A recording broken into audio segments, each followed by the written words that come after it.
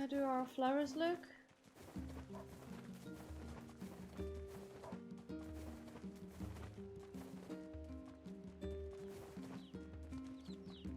Bittered.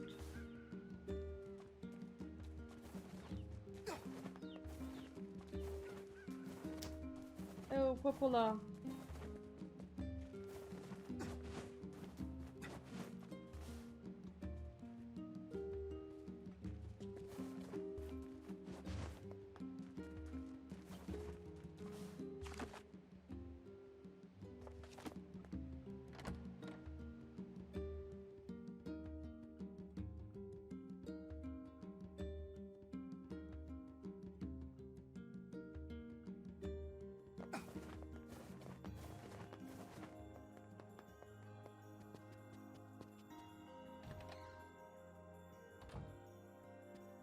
Learned anything new about the Shadow Lord's key, Popola? You know, I was just going to talk to you about that. You remember the Aerie, right? That depressing shell of a village? Not so much anymore, it sounds like. I just got this letter from the village chief. Yeah. Open up. Sacrifice.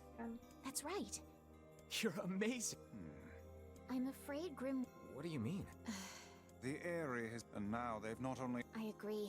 You're overthinking it. I won't get Yona back. There are shades there. Oh dear. Well, if that's the... Try speaking with the... Alright. Off to the area we go.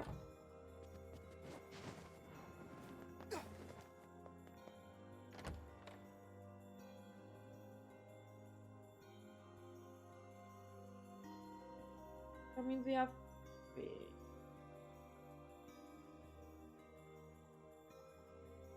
It's the 4th and the 5th is in Facade. The Aerie, huh? What a...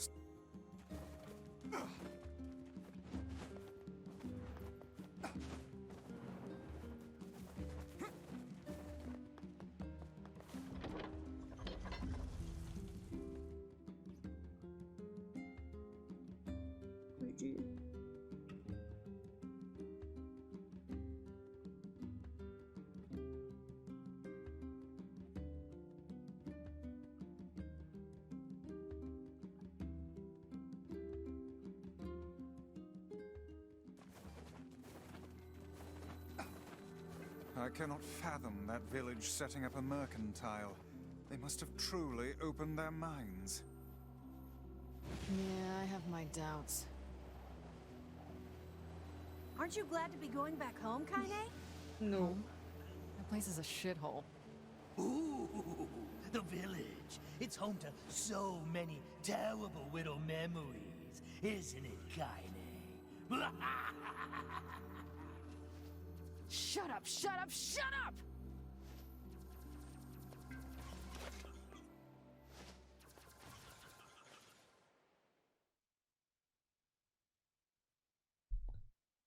Oh boy.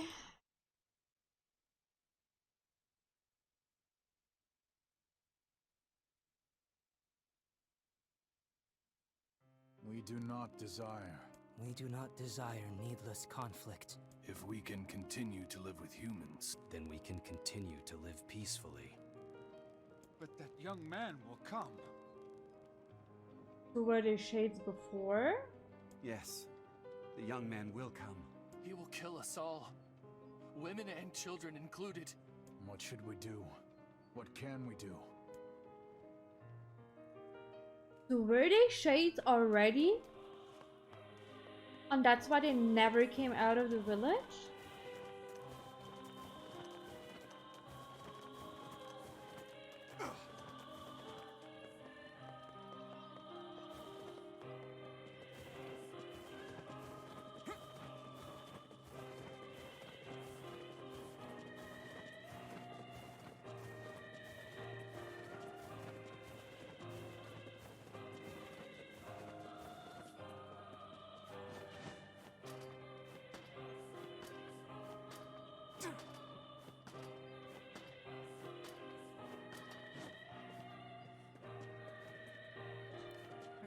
In it. But they still say the same thing.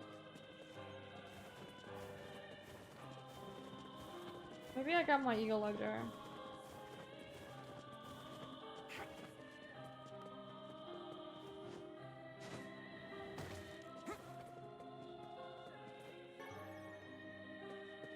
would have been too nice.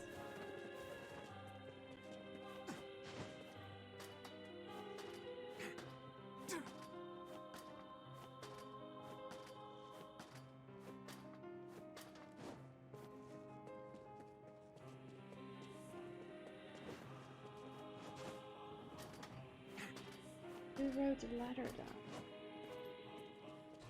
down? Hello? It's all over. We came to ask about the letter you sent. Our days are numbered.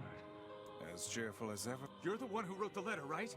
I... What the hell is going on? It may be faster for us to take our ink. Let us ask around.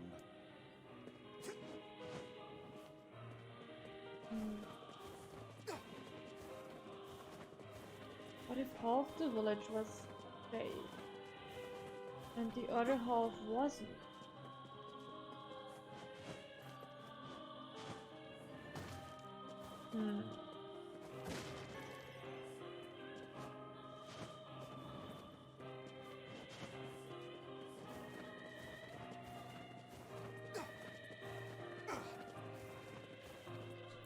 One of...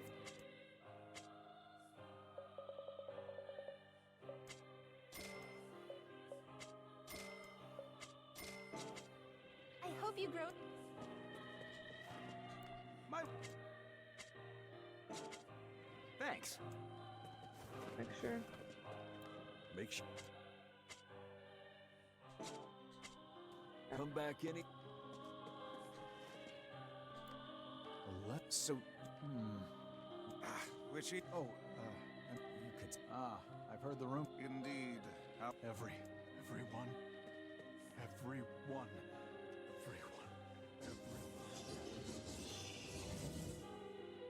Vice! Beware, this man is a shade. Damn it! It's a trap!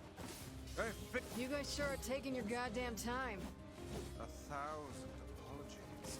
We were distracted by the local welcoming party. Want some help? A carnival of murder? I love it! Kaine, the villagers are possessed! But not all of them. Some are still human, so be careful.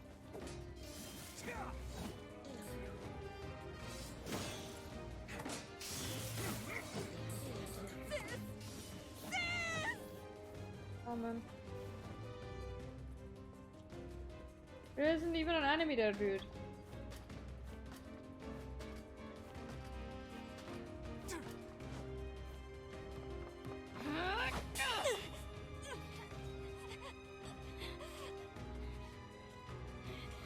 Get out of here! No way! I'm not gonna abandon my own sister! Kaine, what's going on? Don't be fooled by this lady. She's a shade.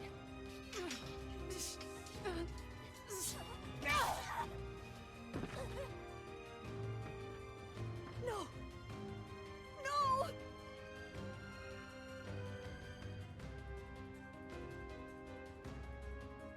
You people are the monsters here! Stay back, kid.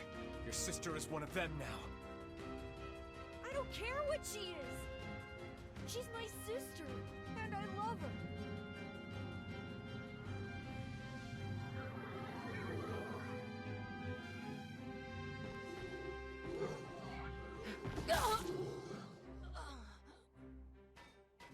Kaine!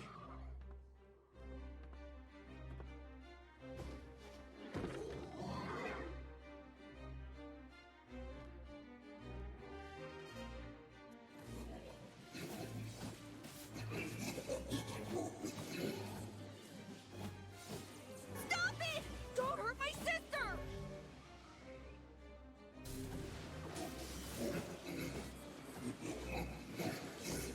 I know that I'm a monster, I'm sorry.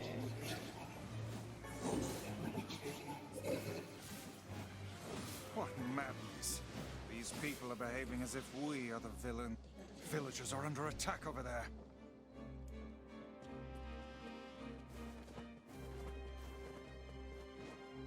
Oh God, help us! Help us, please! We are shades! What could those black swirls be?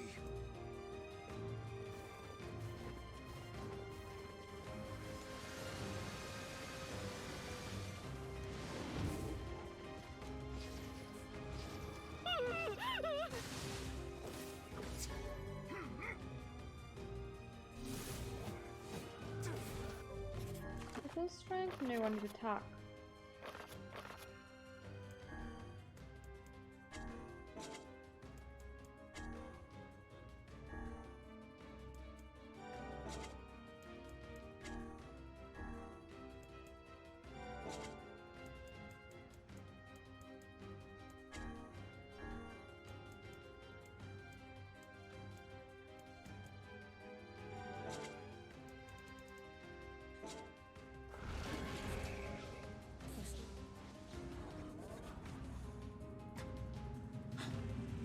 What's happening?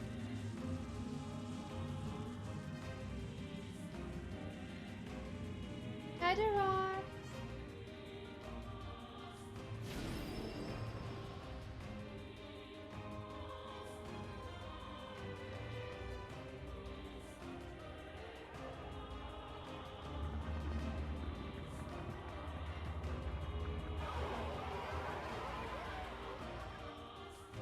By my pages, is this beast a shade as well? That thing sucked up the villagers. No! If we keep this up, we're gonna kill them all! We can't let that happen!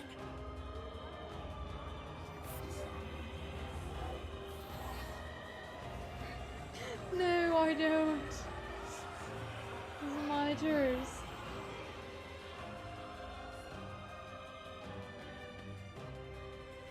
I feel something from within the creature.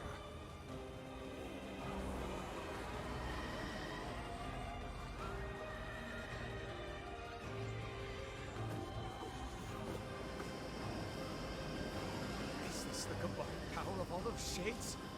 It will take more than a barrage of magic to stop us. The first to waver is the first to die.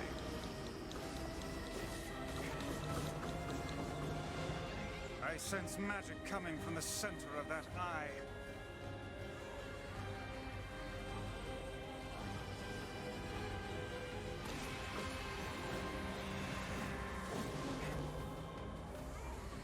Wait! I think those are actual people! Hold nothing back. Those are shades. I'm also not quite sure about fights. Now, From focus time your to magic time. on the beast's center.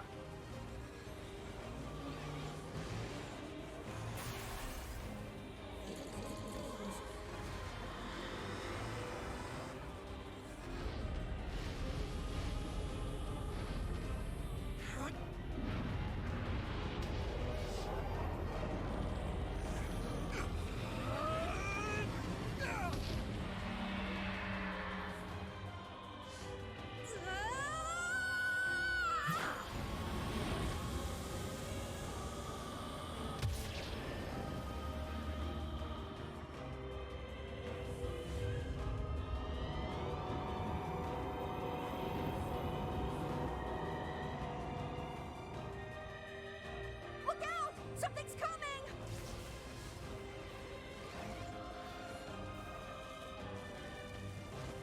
Its weak point is located around the back. Try attacking it from above. The fuck, Emil! I'll try to pin it down! Emil! Thank you! That was bugged. Wasn't I? Because I died. Emil! I'll keep it busy! You should be able to attack! From behind! Oh yeah, I'm Go on it. around and get it! Please, hurry! Emil can handle Hi this. there, Connie. We must circle behind the creature at once. Oh, you don't need to be up. I was forgetting that I need to be one more up. Move closer. Yeah, You cannot yeah. harm it from below.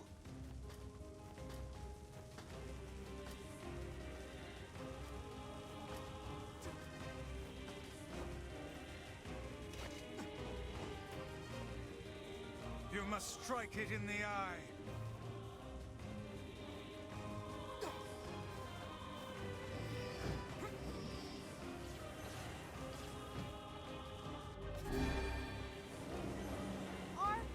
Are you there yet?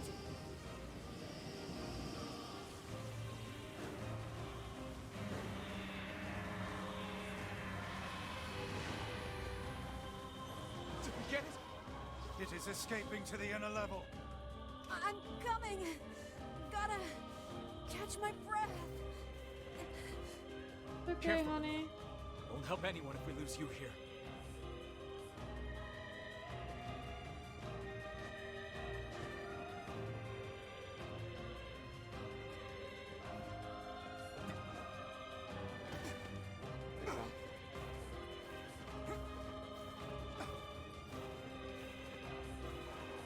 Damn it! We beat the hell out of that thing! How can it still move? Its combined powers are beyond even my greatest suspicion.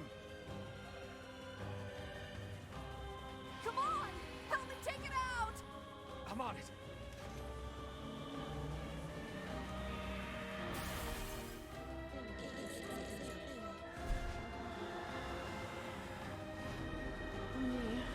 I need to use my armor to kill it.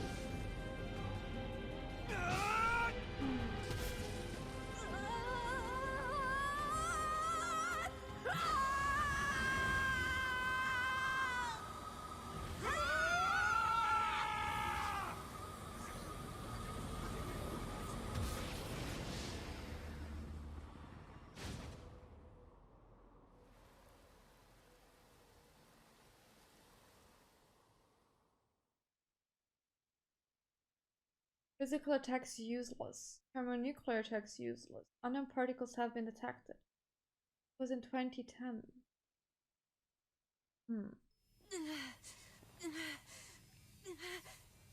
Emil, wait!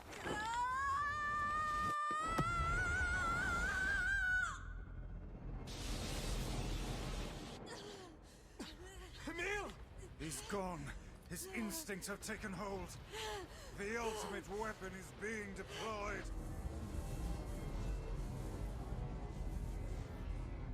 Ah, fuck. This ain't good, sunshine.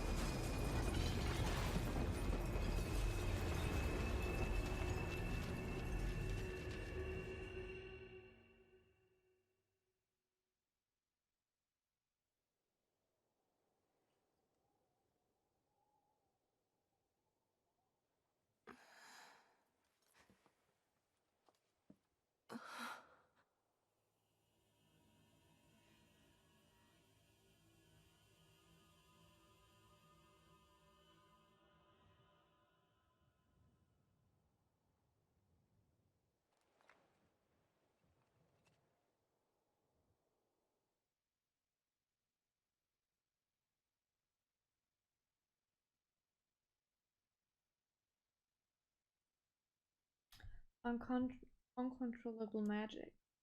I have to protect the people I love. That was my only thought as I unleashed a magic powerful enough to destroy not only the Shade, but everyone else as well. All of them. So many innocent lives. Eviscerate. Crush.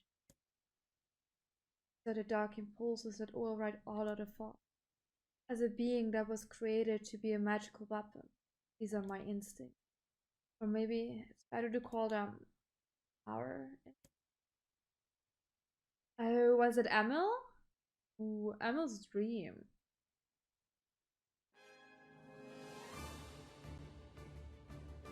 Clocks and sounds from deep within the bowels of the laboratory.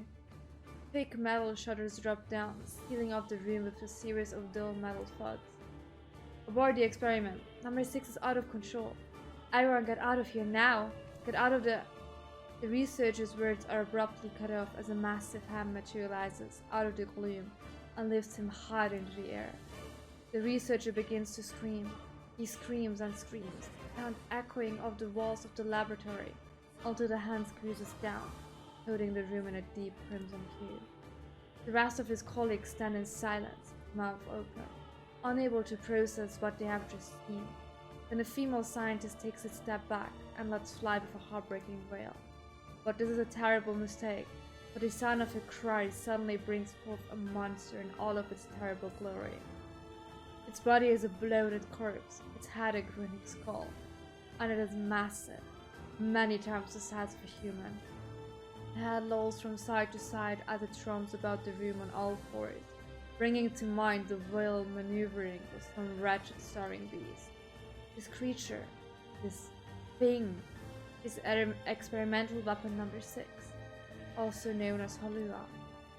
No, oh no, please stop. Oh God, save me, save me. I don't want to die. One by one, the maddened cries of the researchers are silent. If number 6 understands the petitions, it pays them no heed, instead continuing its rampage of destruction and slaughter with a focus that borders on obsession. After an eternity, the screaming stops. The alarms fall silent. And only then does the creature make a sound, holding up with an unfathomable roar that echoes up and down the empty halls of the blood-soaked laboratory. It's a sound that curses those who had dared bring such evil into the world, and yet one that also seems to be pleading for help.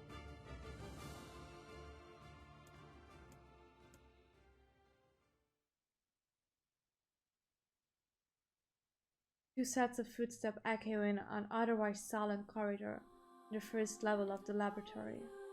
One set belongs to a young boy, his eyes blindfolded and his hands restrained. The other belongs to a severe man in a long white coat. The man drags the boy along by means of a long chain attached to a set of shackles on his wrists.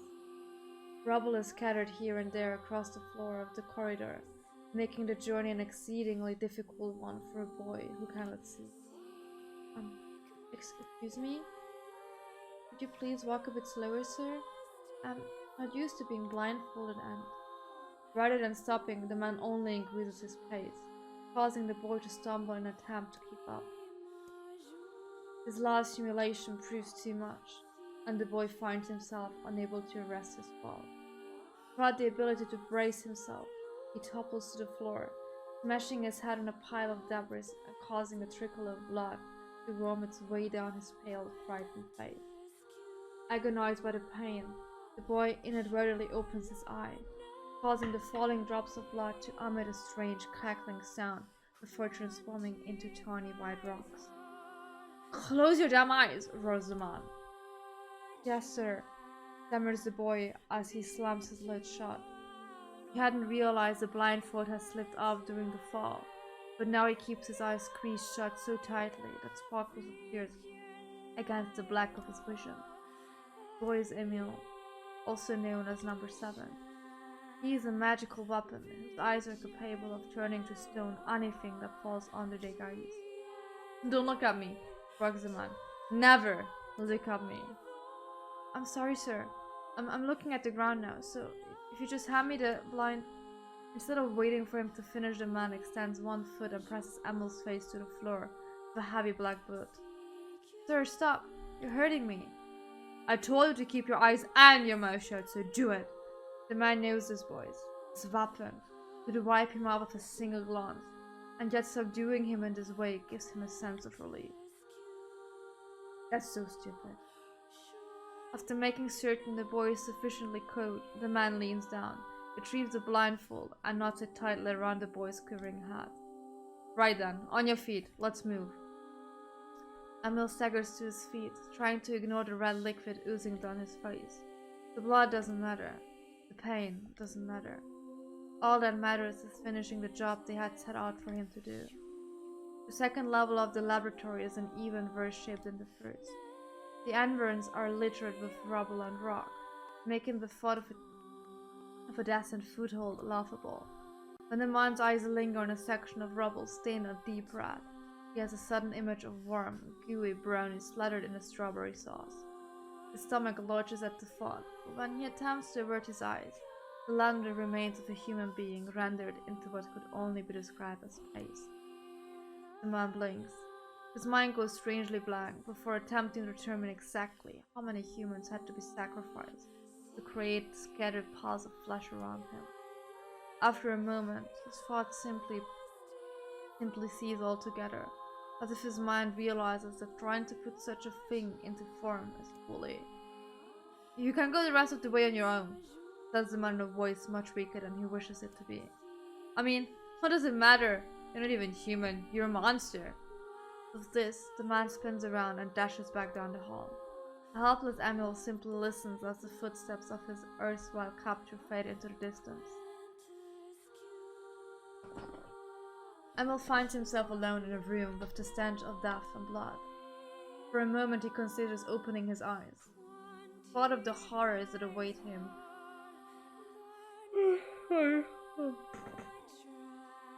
But the thought of the horrors that await him quickly squashed his plan. Instead, he stands still and listens intently. Eventually, a far-off sound reaches his ears. It's the howl I heard before.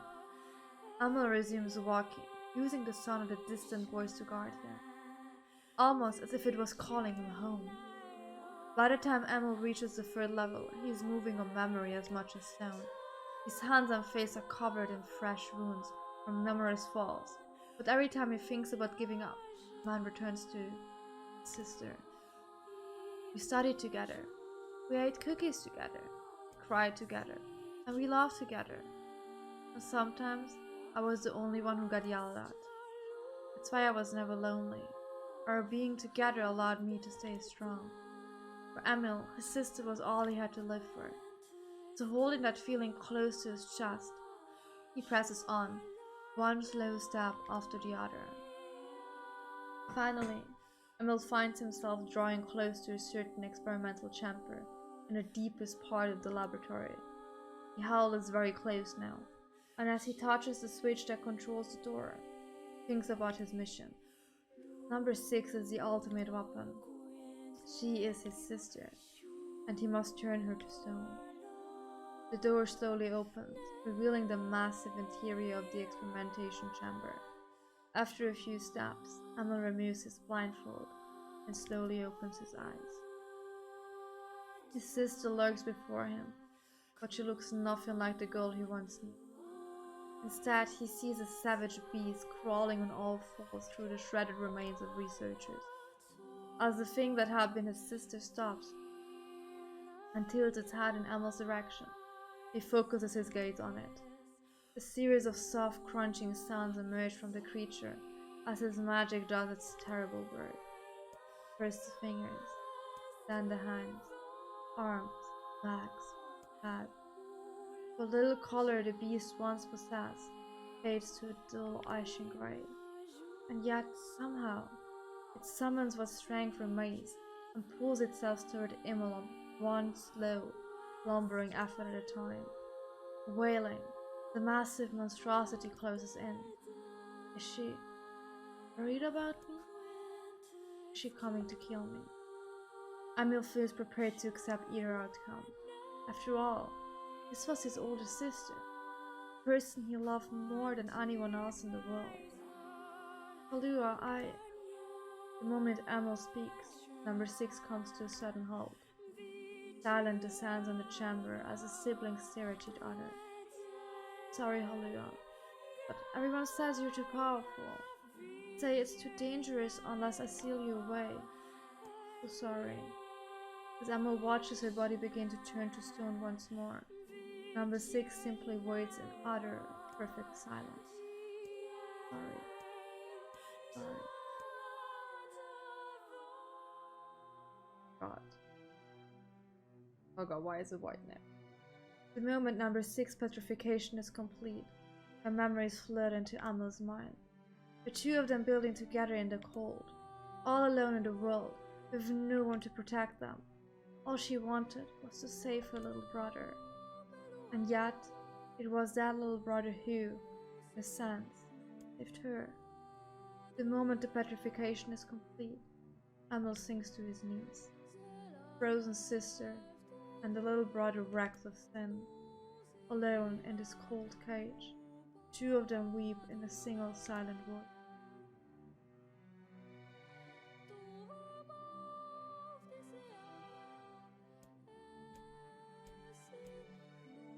It was our combined power that destroyed the Aerie.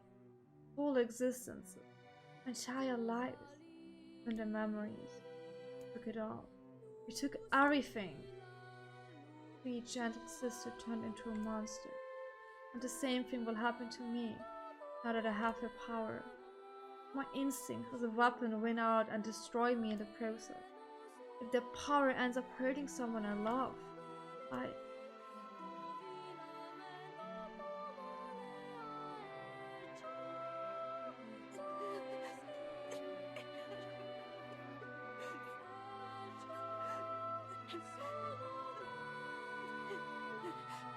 What have I done? I killed innocent people. I killed them all. But you saved us. If it wasn't for you, we'd all be dead. We owe you.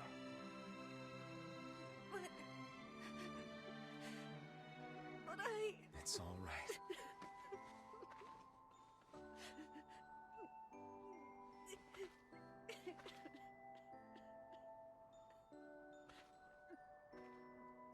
Really. Don't look back.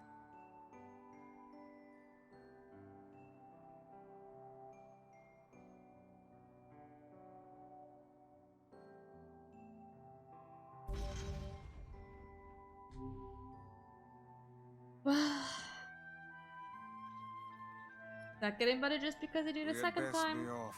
Yeah.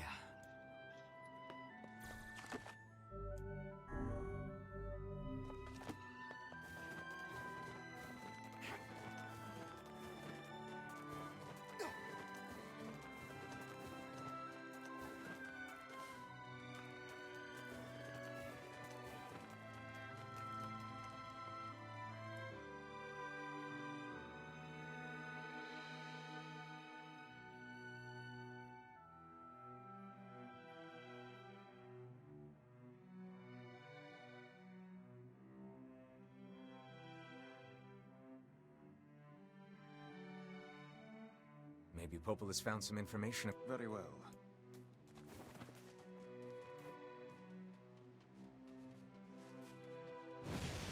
We're still missing one, don't we?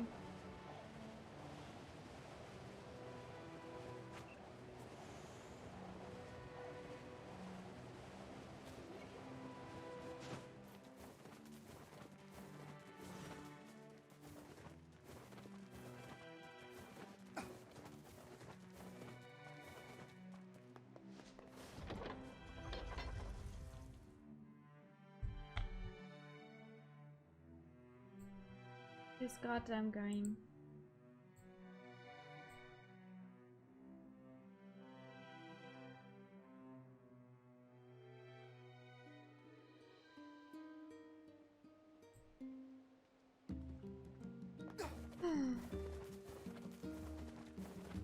How do our flowers look?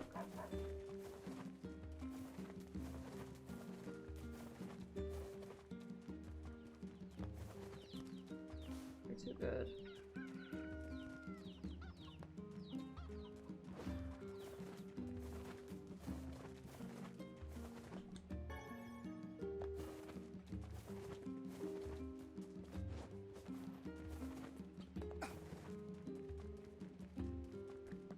Well, quick break.